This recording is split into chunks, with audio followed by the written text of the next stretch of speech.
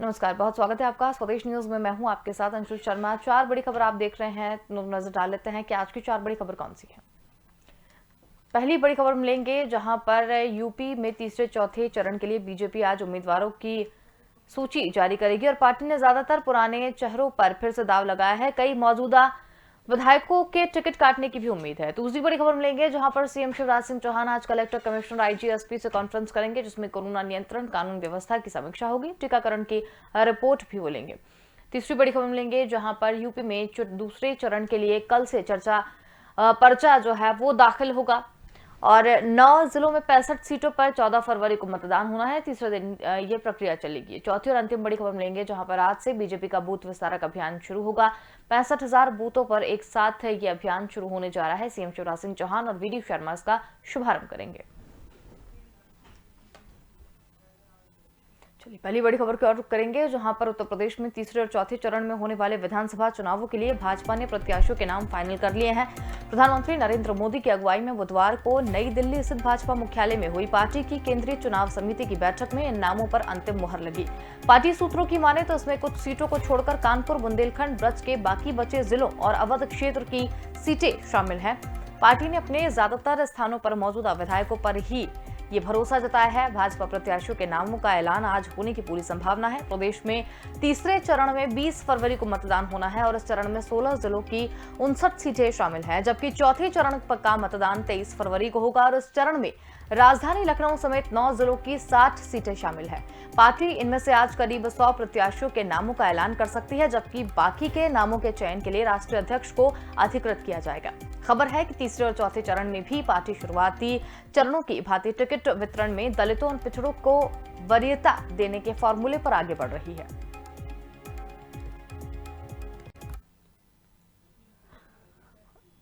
और ज्यादा जानकारी के लिए यूपी एडिटर अकील सिद्दीकी हमारे साथ यहाँ पर जुड़ गए हैं। जी अकील जी, आज प्रत्याशियों की सूची बीजेपी जारी कर सकती है, क्या कुछ अधिक जानकारी? अंशुल, देखिए, उत्तर प्रदेश में जिस तरह चुनाव काफी करीब हो चुका है, पहले चरण के बाद अब दूसरा चरण में भी होना है, तो ऐसे में भारतीय जनता पार्टी चाहती है कि कहीं ना कहीं उन प्रत्याशियों के नाम की घोषणा कर दी जाए जो कहीं ना कहीं समय रहते वो अपने क्षेत्र में अपना प्रचार प्रसार कर सके, मेहनत कर सके। हालांकि देखिए, इससे पहले भी उन्होंने पहले फेज का जो नॉमिनेशन होना था उसको लेकर उन्होंने नाम प्रत्याशियों के नाम उन्होंने डिक्लेयर कर दिया था। हालांकि तीसरे चरण के जो 20 फरवरी को मतदान होना है, जो जिसमें 16 जिले हैं और 59 सीटें शामिल है, जबकि चौथे में 23 फरवरी को होना, उसमें भी 60 सीटें शामिल है 9 जिलों के। तो उन सभी नामों की घोषणा आज बीजेपी जो है वो कर सकती है।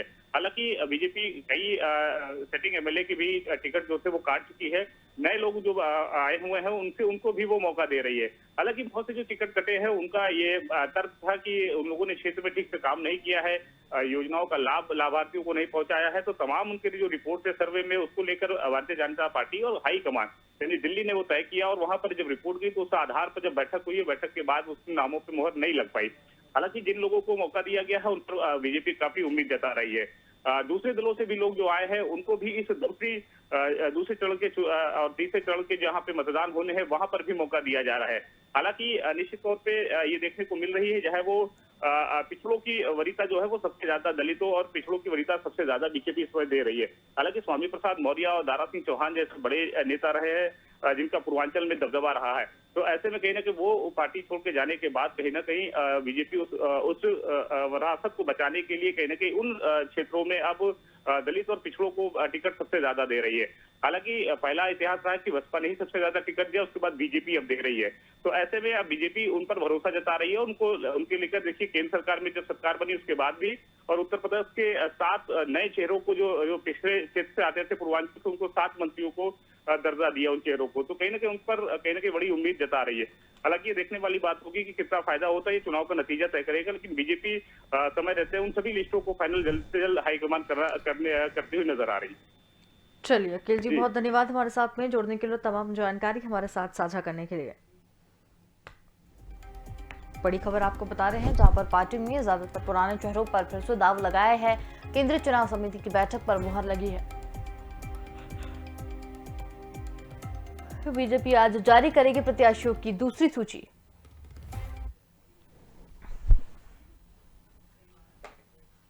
चलिए बढ़ेंगे दूसरी बड़ी खबर की ओर, जहां पर मुख्यमंत्री शिवराज सिंह चौहान आज कोरोना नियंत्रण, कानून व्यवस्था, ओलावृष्टि के सर्वे, टीकाकरण समेत विभिन्न योजनाओं की समीक्षा बैठक कलेक्टर, कमिश्नर, आईजी, एसपी से कॉन्फ्रेंस करेंगे और जानकारी के मुताबिक माफिया के विरुद्ध चलाए जा रहे अभियान, महिला के प्रति अपराध और गंभीर अपराधों पर नियंत्रण की रिपोर्ट पुलिस अधिकारियों को ली जाएगी और पिछले कुछ दिनों में महिलाओं से जुड़ी जो घटनाएं हुई हैं उसको लेकर मुख्यमंत्री निर्देश दे सकते हैं। वहीं ओलावृष्टि से रबी की फसलों को हुए नुकसान के सर्वे और किसानों को फसल बीमा दिलाने के काम में गति लाने प्रधानमंत्री आवास, स्वामित्व स्वनिधि, मुख्यमंत्री भू अधिकार योजना, मुख्यमंत्री उद्यम क्रांति योजना समेत अन्य योजनाओं के क्रियान्वयन की जानकारी कलेक्टरों से ली जाएगी। कोरोना के संक्रमण की रोकथाम के लिए जिलों में की गई व्यवस्था और टीकाकरण की स्थिति की समीक्षा भी की जाएगी।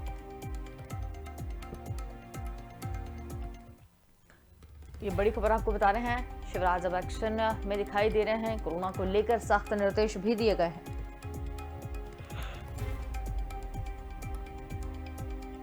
जिलों में टीकाकरण को लेकर भी निर्देश दिए गए हैं। सीएम आज कलेक्टर, कमिश्नर, आईजी, एसपी से कॉन्फ्रेंस करेंगे। कोरोना नियंत्रण, कानून व्यवस्था की भी इसमें समीक्षा होगी। टीकाकरण की भी रिपोर्ट लेंगे सीएम शिवराज सिंह चौहान। इस वक्त की बड़ी खबर आपको बता रहे हैं, कोरोना टीकाकरण को लेकर भी सख्त निर्देश यहां पर दिए गए हैं। जिले में टीकाकरण तेज करने के निर्देश भी दिए गए हैं। आपको बता दें कि कलेक्टर, कमिश्नर, आईजी, एसपी से भी कॉन्फ्रेंस करेंगे सीएम शिवराज सिंह चौहान। कोरोना नियंत्रण, कानून व्यवस्था की समीक्षा बैठक भी होगी। टीकाकरण की रिपोर्ट भी लेंगे सीएम शिवराज सिंह चौहान।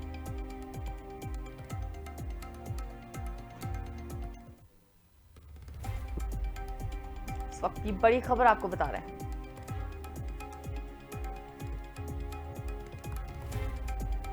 और ज्यादा जानकारी के लिए संवाददाता विवेक राणा हमारे साथ यहाँ पर जुड़ गए हैं। जी विवेक, सीएम शिवराज एक्शन मोड में नजर आ रहे हैं। इसके साथ ही कोरोना की अगर बात करें तो जिस तरीके से मामले लगातार बढ़ते जा रहे हैं उसको देखते हुए भी CM Shivraj Singh Chouhan action mode में हैं। आईजी, एसपी स्तर के लोगों से कॉन्फ्रेंस भी करेंगे, कुछ जरूरी दिशा निर्देश भी दे सकते हैं, क्या कुछ अधिक जानकारी? बिल्कुल अंशुल, मध्य प्रदेश की बात की जाए तो मध्य प्रदेश में लगातार कोरोना संक्रमण के जो मामले हैं वो बढ़ते नजर आ रहे हैं, जिसके चलते मुख्यमंत्री शिवराज सिंह चौहान की बात की जाए तो लगातार समीक्षा बैठक कर रहे हैं। आज जिस प्रकार से बात की जाए मुख्यमंत्री शिवराज सिंह चौहान की, तो 11:30 बजे अधिकारियों से, खासतौर पर कमिश्नर की बात की जाए, जिला के कलेक्टर की बात की जाए, एसपी की बात की जाए और क्राइसिस मैनेजमेंट की बात की जाए, तो आज मुख्यमंत्री शिवराज सिंह चौहान 11:30 बजे मंत्रालय से बड़ी बैठक करेंगे, जिसमें निर्देश देंगे अधिकारियों को। साथ ही बात की जाए मध्य प्रदेश की, तो मध्य प्रदेश के अलग अलग जिलों का हाल जानेंगे, साथ ही कोरोना की रफ्तार को जानेंगे और क्राइसिस मैनेजमेंट से फीडबैक लेंगे। कि बात की जाए अन्य जिलों की, क्योंकि महाराष्ट्र और बात की जाए यूपी से लगे हुए मध्य प्रदेश के ऐसे कई जिले हैं जहां पे कोरोना संक्रमण के जो मामले हैं वो लगातार बढ़ते नजर आ रहे हैं। जिसके चलते बात की जाए मध्य प्रदेश की, तो मध्य प्रदेश में इंदौर, भोपाल, जबलपुर, ग्वालियर में सबसे ज़्यादा कोरोना संक्रमण के केस निकल रहे हैं, जिसके चलते मुख्यमंत्री वीडियो कॉन्फ्रेंसिंग तो कर रहे हैं और फीडबैक भी लेंगे। मगर बात की जाए टीकाकरण अभियान की, तो जो बच्चों का जो टीकाकरण अभियान है, जो वयस्क लोगों का जो टीकाकरण अभियान है और जो तीसरा डोज यानी बूस्टर डोज की बात की जाए, तो बूस्टर डोज का जो टीकाकरण अभियान जो चलाया गया था वो कितना पहुंच पाया है, मध्य प्रदेश में किन किन लोगों को जो टीका है वो लग चुके हैं। साथ ही बात की जाए तीसरी लहर की संभावना के लिए जो स्वास्थ्य व्यवस्था है उसको लेके भी चर्चा मुख्यमंत्री करेंगे कि अलग अलग जिलों में कितने आईसीयू बेड बढ़ाए गए हैं और कहाँ कितने आईसीयू बेड बढ़ाना है, ऑक्सीजन की किसी प्रकार की कमी ना हो।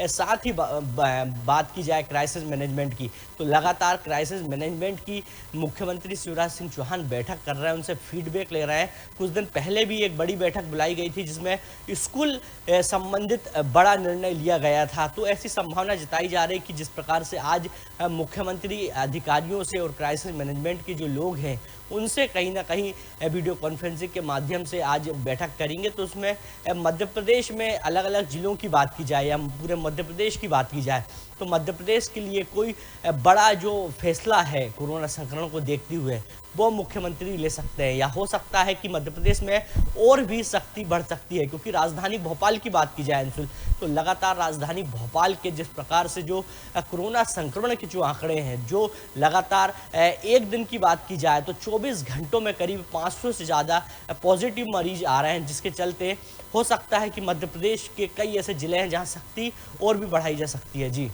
बिल्कुल विवेक, लेकिन जिस तरीके से कोरोना नियंत्रण की बात की जा रही है, कोरोना को लेकर लगातार जो चिंताएं हैं वो बढ़ती जा रही हैं और उसको लेकर तमाम तरह के प्रयास भी किए जा रहे हैं।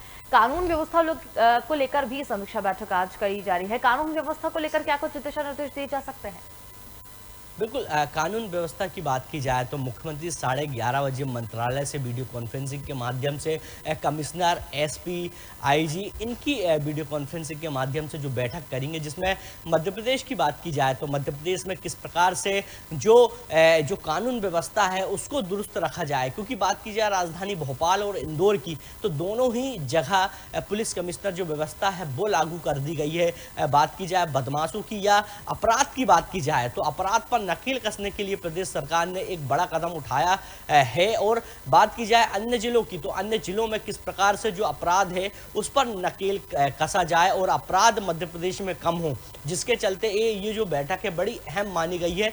साथ ही पुलिस की बात की जाए, पुलिस विभाग की, पुलिस विभाग में लगातार पुलिसकर्मी कोरोना संक्रमित हो रहे हैं, उसको लेकर भी मुख्यमंत्री शिवराज सिंह चौहान आज जो वीडियो कॉन्फ्रेंसिंग के माध्यम से पुलिस विभाग के जो लोगों से, अधिकारियों से जुड़ेंगे तो उनको भी कहीं ना कहीं सतर्क रहने की सलाह देंगे और अपने विभाग के जो नीचे तबके के जो कर्मचारी हैं उनको कहीं ना कहीं कोरोना से बचाया जाए, जिसके लिए विचार भी किया जाएगा। क्योंकि पुलिस की बात की जाए तो पुलिस विभाग लगातार पहली लहर की बात की जाए, दूसरी लहर की बात की जाए या हमेशा की बात की जाए तो हमेशा ही पुलिस तत्पर रहती है, लोगों के बीच में जाती है। कोरोना काल में भी देखने को मिला था, लोगों को संक्रमण होने के बावजूद भी पुलिस ने बहुत सहायता की थी। तो संभावना ऐसी जताई जा रही है कि आज मुख्यमंत्री शिवराज सिंह चौहान कोरोना को लेकर जहां एक और कॉन्फ्रेंस करेंगे, वहीं पुलिस के आला अधिकारियों से कोरोना को लेकर जो नीचे तबके के जो पुलिस अधिकारी हैं उनको सचेत रहने के लिए, उनकी उपचार के लिए कहीं ना कहीं आज वीडियो कॉन्फ्रेंसिंग के माध्यम से चर्चा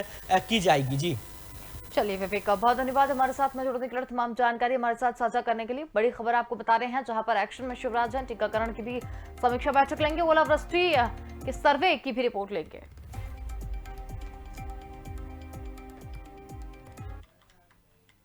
चलिए पढ़ेंगे एक और बड़ी खबर की ओर, जहां पर उत्तर प्रदेश में चल रहे विधानसभा चुनाव के दूसरे चरण में रोहिलखंड और आसपास के अन्य 9 जिलों में 55 विधानसभा सीटों के लिए 21 जनवरी यानी कल अधिसूचना जारी होने के साथ ही नामांकन प्रक्रिया शुरू हो जाएगी। इस बार 22 और 23 जनवरी को सार्वजनिक अवकाश और 26 जनवरी को गणतंत्र दिवस के कारण इन तीनों में नामांकन नहीं होंगे और इस लिहाज से दूसरे चरण के लिए उम्मीदवारों को नामांकन दाखिल करने के लिए सिर्फ 5 दिन का समय मिलेगा। इन सीटों पर 14 फरवरी को वोट डाले जाएंगे, परिणाम 10 मार्च को आएंगे। आपको बता दें कि यूपी में 7 चरणों में चुनाव होने हैं और दूसरे चरण में मात्र 9 जिलों में मतदान किए जाएंगे।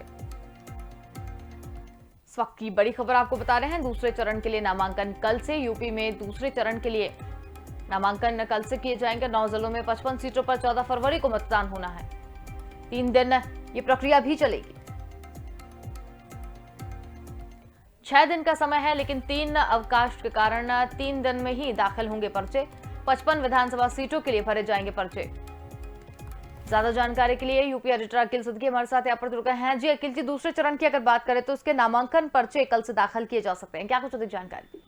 देखिए 55 सीटों के 14 फरवरी को ये मतदान होना है। ऐसे लेकर कहीं ना कहीं जो 55 सीटें हैं उसमें 21 जनवरी से अधिसूचना जारी होने के साथ ही नामांकन जो प्रक्रिया है वो पूरी तरीके से की जा रही है। इस बार 22 और 23 जनवरी को सार्वजनिक जो अवकाश है वो 26 जनवरी को गणतंत्र दिवस के कारण इन 3 दिनों में जो नामांकन नहीं हो पाएंगे, इसको लिए पहली सूचना जारी कर दी गई है। लिहाजा दूसरे चरण के जो उम्मीदवार है उसको दाखिल करने के लिए सिर्फ 5 दिन का समय मिल रहा है। हालांकि जो 14 फरवरी को वोट डाले जाएंगे इसके परिणाम भी जो 10 मार्च को आना है, लेकिन इसकी तैयारी पहले चाहे वो भारतीय जनता पार्टी हो, सपा हो, बीजेपी हो, बीएसपी हो, ये तमाम दलों ने अपने अपने प्रत्याशियों के नाम जो है घोषणा कर दी है, जिससे कोई प्रचार प्रसार में समय खराब ना हो। तो ऐसे में माना जा रहा है कि जो अवकाश के दिन है इनके बाद जो नामांकन होगा, नामांकन करने से पहले पहले अपनी तैयारियां, वर्चुअल जो रैलियां है, जो डोर टू डोर जो कन्वेंसिंग है वो करते हुए नजर प्रत्याशी आ रहे हैं। हालांकि प्रशासन इसको लेकर पहले ही अधिसूचना जारी कर दी थी, अवकाश को लेकर भी उन्होंने सभी दलों को भी सूचित कर दिया है।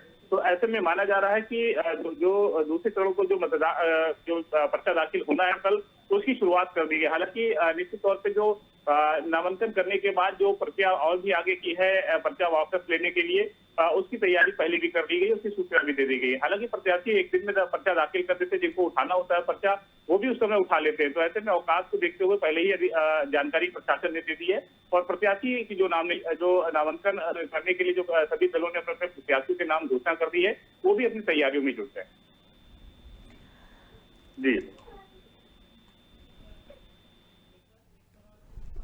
बिल्कुल अखिल जी, लेकिन जिस तरीके से दूसरे दिन भी पर्चे दाखिल करने की यहाँ पर बात की जा रही है, सभी पार्टियों की क्या कुछ तैयारियां देखने को मिल रही हैं? देखिए, पार्टी क्योंकि प्रत्याशियों के पास समय कम है, तो ऐसे में कहीं ना कहीं माना जा रहा है प्रत्याशी जो भी दल है वो अपनी तैयारी पहले से कर चुके हैं। उनको पता है कि एक एक घंटे और एक एक दिन बहुत सबसे ज्यादा कीमती है। तो ऐसे में उस कीमती समय को पहले ही वो पूरा कर लेना चाहते हैं, चाहे वो जिस दल के भी प्रत्याशी हो। तो ऐसे में कहीं ना कहीं सभी दलों ने पहले ही अपनी तैयारी कर ली है कि कोई समय खराब ना हो, क्योंकि डोर टू डोर इस बार जाना है तो समय भी कम है। तो ऐसे में अपने समय को देखते हुए, अवकाश को भी देखते हुए, लोगों ने अपने कागज की पूर्तियां जो है पूरी पहले की कर ली है, खाना पूर्ति। केवल उन्हें नॉमिनेशन करना है। नामांकन करने के बाद जिनको पर्चा वापस लेना है, वो कहीं ना कहीं वो दूसरा सेट अमूमन दाखिल करते हैं, जो दूसरा सेट वापस लेते हैं। निश्चित तौर पर जिन प्रत्याशियों को लड़ना है दल के साथ, वो पर्चा वापस नहीं लेते हैं। तो ऐसे में देखा जा रहा है कि इस बार भी पूरी तरीके से जो समय है, समय को बचाते हुए लोग प्रत्याशी अपने अपने कागज की जो कामें हैं, जो कार्रवाई है, वो पहले ही अपने दलों के साथ पूरी कर चुके हैं।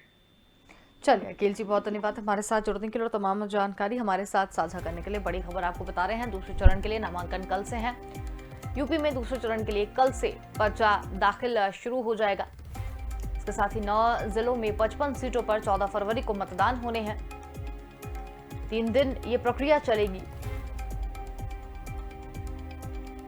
6 दिन का समय है, लेकिन 3 अवकाश के कारण 3 दिन में ही दाखिल होंगे पर्चे। 55 विधानसभा सीटों के लिए भरे जाएंगे ये पर्चे। यूपी में दूसरे चरण के लिए कल से शुरू होगा पर्चा दाखिला।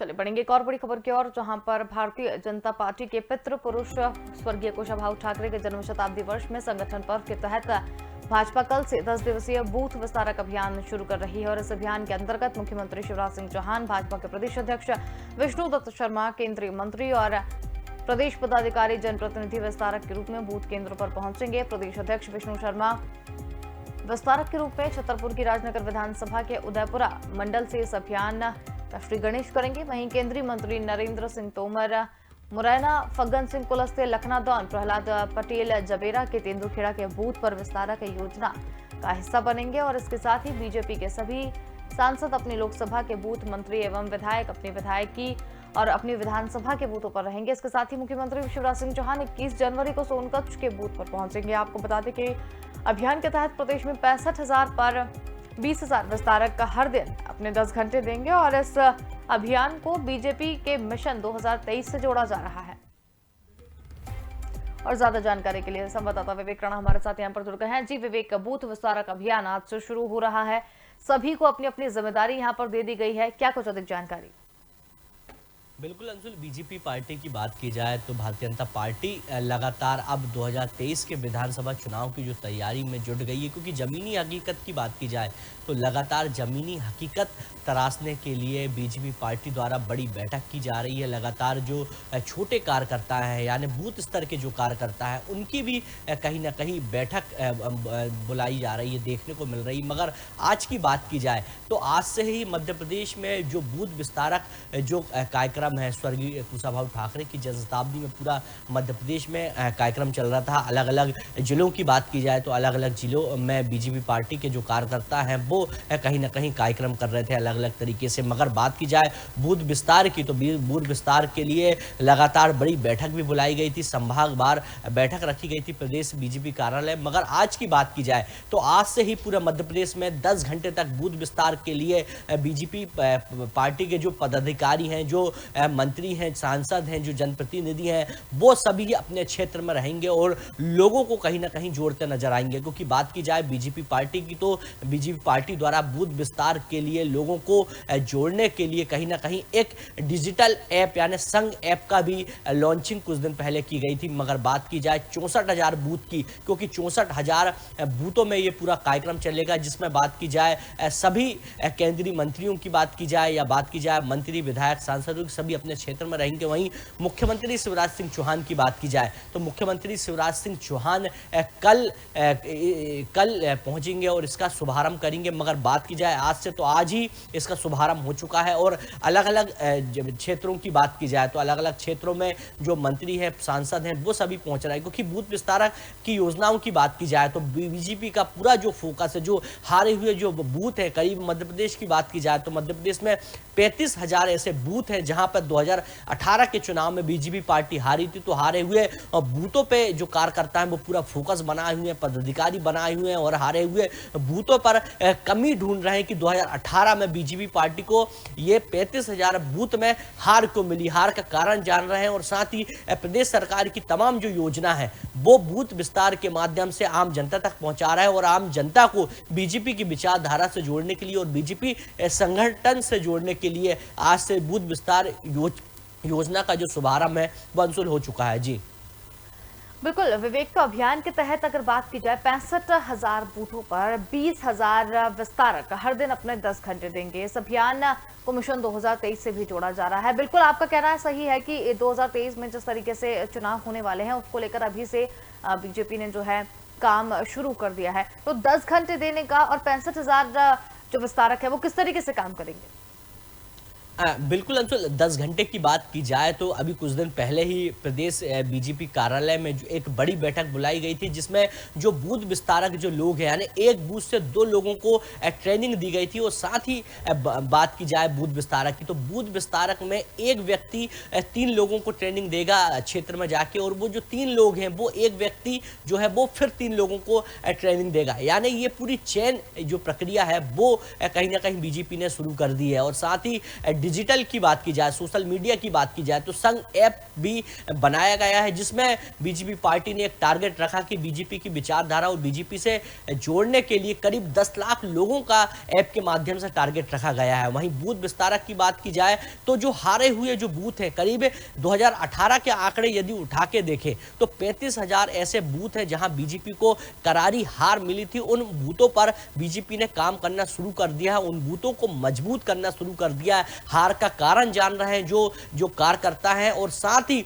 लोगों को जोड़ रहे हैं, लोगों को बीजेपी की विचारधारा से जोड़ रहे हैं। अब बीजेपी पार्टी 2023 के मिशन में जुट चुकी है। बात की जाए मध्य प्रदेश की तो मध्य प्रदेश में करीब 64,000 बूथ है बीजेपी पार्टी के। तो 64,000 बूथ में अब बीजेपी पार्टी सभी कार्यकर्ता जो निचले स्तर के जो लोग हैं, जो कार्यकर्ता हैं, जो बीजेपी की विचारधारा से जुड़ना चाहते हैं, उनको कहीं ना कहीं ट्रेनिंग देते नजर आएंगे। प्रदेश सरकार की योजना तो बताएंगे, साथ ही किस प्रकार से काम करना है उस पर भी पूरा काम किया जा रहा है। क्योंकि 10 घंटे की बात की जाए तो एक बूथ की बात की जाए तो हर कार्यकर्ता, हर पदाधिकारी, हर मंत्री, पूर्व मंत्री, विधायक, सांसद, जनप्रतिनिधि सभी 10 घंटे एक बूथ पर दे रहे हैं। तो 10 घंटे में लोगों को ट्रेनिंग देना, लोगों को बीजेपी की विचारधारा बताना और साथ ही प्रदेश सरकार की तमाम योजना बताना और साथ ही आगे किस प्रकार से काम करना है, इस पर बीजेपी का पूरा फोकस। क्योंकि 2023 की बात की जाए तो 2023 में बीजेपी पार्टी बूथ स्तर की बात की जाए तो बूथ स्तर में किसी प्रकार की चूक नहीं करना चाहती, जिसके चलते ये बूथ विस्तारक जो योजना है उसका आज से ही शुभारंभ जो है बीजेपी पार्टी ने कर दिया है। जी चलिए विवेक, बहुत धन्यवाद हमारे साथ जुड़ने के लिए, तमाम जानकारी हमारे साथ साझा करने के लिए। तो बूथ विस्तार का अभियान आज से शुरू हो गया है। इस अभियान के अंतर्गत मुख्यमंत्री शिवराज सिंह चौहान, प्रदेश के भाजपा अध्यक्ष विष्णु दत्त शर्मा, केंद्रीय मंत्री और प्रदेश पदाधिकारी प्रतिनिधि विस्तारक के रूप में बूथ केंद्रों पर पहुंचेंगे। प्रदेश अध्यक्ष विष्णु दत्त शर्मा विस्तारक के रूप में छतरपुर राजनगर विधानसभा के उदयपुरा मंडल से इस अभियान का श्री गणेश करेंगे।